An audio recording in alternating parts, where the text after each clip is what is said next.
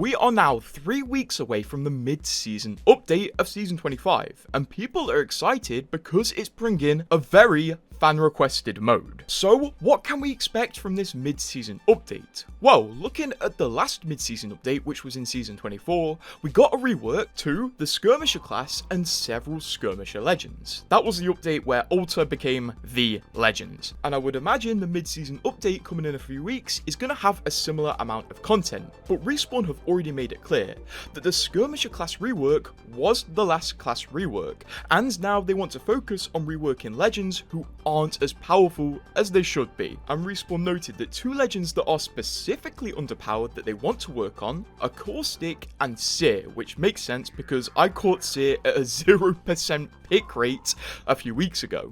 Also, Caustic definitely needs a rework. He is just not what he used to be. You can't do this anymore. So it wouldn't be an insane push to say we could expect a Seer rework or a Caustic rework.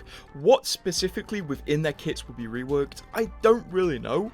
I would imagine they'll probably rework Seer back to being more of a recon legend, and with Caustic, I don't know what they could do to him to modernize him, to be honest.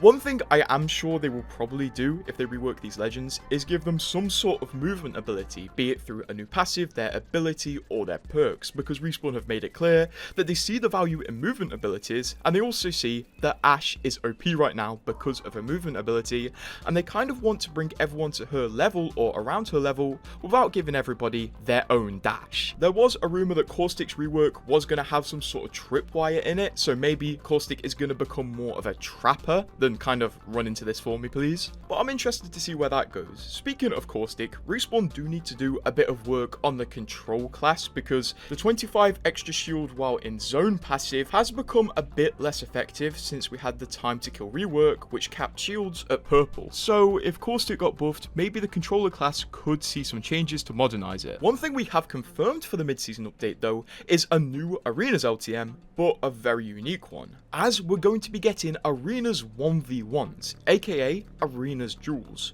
Respawn haven't given us as much information as we'll probably want about this mode, but considering the fact that on modded Apex the most popular mode is 1v1s, it's really not a surprise that Respawn have found a way to bring it into the game.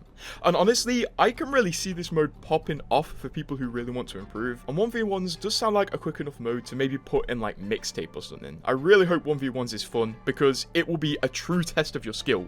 You can't blame teammates and you can't blame third parties. Although I do wonder, because 1v1s will be in arenas, if you can choose your own loadout or Respawn will just give you a loadout. We do know we could see some matchmaking updates as well, as in the last Ask Me Anything around a week ago, Respawn were constantly mentioning that matchmaking will keep having work done to it, and Respawn also mentioned that they have some sort of update or maybe blog coming out related to new tools they've made to battle cheaters within Apex, which is pretty cool, I guess. It will be interesting to learn how much they've impacted the cheating in Apex. Speaking of cheating in Apex, if you've ever wanted to cheat by impersonating a developer, that is now impossible because in a new update, Respawn added logos that appear next to developers' names in the kill feed and maybe their banner frame. So now if you're in a game with a developer, you'll know for sure because they'll have the Respawn logo next to their name, which is actually pretty cool in my opinion. Also, you'll be able to know if you just killed a developer because you will see that logo in the top right. Obviously, the mid-season update is going to come with a milestone event containing what? I don't really know. Probably a universal heirloom. And then following the pattern every single season does, there's probably going to be a collection event at the back end of the season, and this time I believe Watson is getting her prestige skin. It's still early days for the mid-season update, so most of the stuff I've talked about is a bit fuzzy, but within the coming weeks we will know more information, and within a few weeks we'll have the patch notes, which I'm excited for because Respawn have been putting a lot more effort into mid-season updates lately because I think they see the value of keeping people playing the game. So subscribe if you want to see that.